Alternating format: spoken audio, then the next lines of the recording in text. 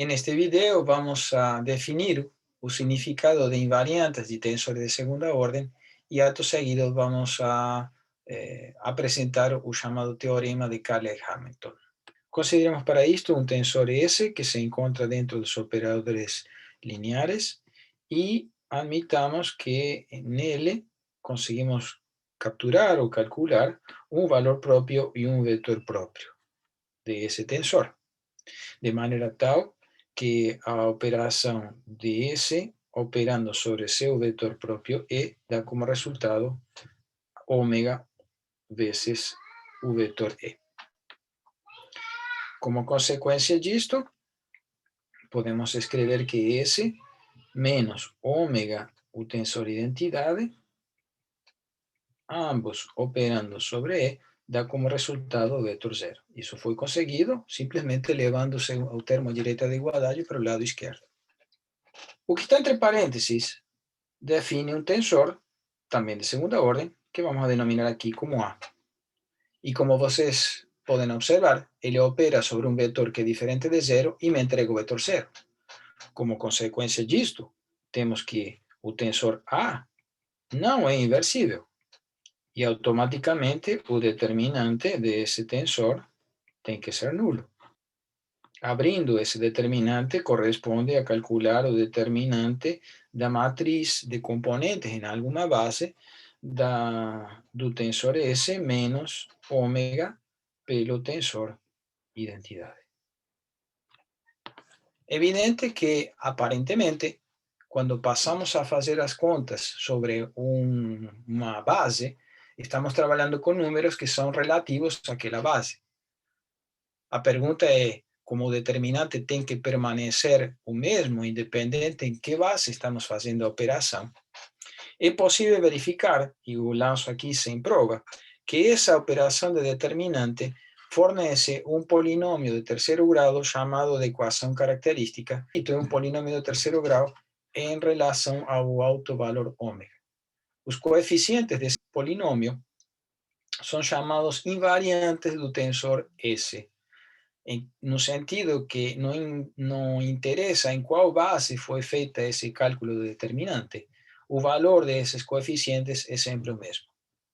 A equação característica tem a seguinte representação. Os números I1, I2 e I3, que dependem do tensor S, são chamados de invariantes do tensor S, onde o valor I1 de S é o próprio traço do tensor S, e como sabemos, o traço é invariante da base. O número, I3 de S é o determinante do tensor S, também invariante da base, e o I2 é uma combinação de números invariantes, porque ele é definido como um meio, mais do que definido, é um resultado da operação, né? É um meio da seguinte conta: é o traço do tensor S elevado tudo ao quadrado menos o traço do produto de S vezes S. Em particular, se o tensor S é simétrico, o primeiro invariante, que é o traço de S, pode estar descrito através da soma dos autovalores desse tensor. Então, W1 mais W2 mais W3. O segundo invariante dá como resultado W1, W2 mais W2, W3 mais W3, W1. E o último é, como já sabemos, W1, W2, W3, produto dos três autovalores do tensor. É possível demonstrar que as três raízes dessa equação característica são exatamente os três autovalores do tensor S. Sendo esse um tensor simétrico, existem três valores reais, não imaginários, correspondentes às três raízes dessa equação característica.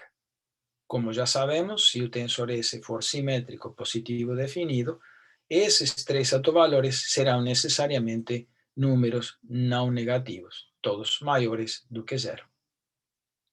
Um dos procedimentos usuais para poder encontrar os autovalores de um tensor de segunda ordem é a resolução das raízes dessa equação característica. Uma vez determinados os correspondentes autovalores, para cada autovalor se faz a solução do sistema que permite encontrar o autovetor correspondente. Em outras palavras, é através da solução dessa equação característica que se monta um procedimento para cálculo de valores e vetores próprios, principalmente quando se trata de tensores de dimensão pequena, como essa que estamos trabalhando aqui. Em situações algébricas gerais, quando estamos trabalhando com tensores de segunda ordem, mas de uma dimensão maior, as técnicas numéricas mais convenientes para fazer o cálculo de autovalores e autovetores não é necessariamente a solução da equação característica.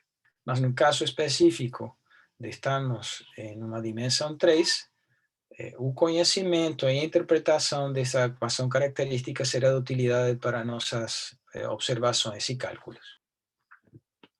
Para finalizar, consideremos um tensor S que esteja dentro do grupo dos simétricos e que identificamos um autovalor e um autovetor correspondente. Então, se nós operamos o tensor S sobre esse autovetor, teremos como resultado ômega vezes o próprio autovetor. Da mesma maneira, se temos tensor S ao quadrado operando sobre o autovetor E, podemos separar em S vezes SE, ou seja, S operando sobre ômega E, ou finalmente ômega ao quadrado na direção do autovetor. O mesmo raciocínio vale para S ao cubo ou para S a potência emésima. E com esses resultados, podemos verificar que se fazemos essa soma, S ao cubo menos o primeiro invariante S ao quadrado, mais I2 pelo tensor S, menos I3, tudo multiplicando ou operando sobre a direção do autovetor E, isso dá como resultado, pelas propriedades que acabamos de provar, ômega cubo menos I1 ômega quadrado mais I2 ômega menos I3, tudo operando na direção do autovetor E. Como isto é igual a zero, por se tratar de equação característica, e o autovetor E é diferente de zero, o resultado é necessariamente o vetor nulo. E como à esquerda da igualdade nós temos um tensor operando sobre um vetor que é diferente de zero, a única possibilidade é que este tensor que esteja aqui seja o tensor nulo. Concluindo, o tensor S simétrico satisfaz a própria equação característica. Esta propriedade é bastante utilizada quando vejamos modelos de comportamento de material.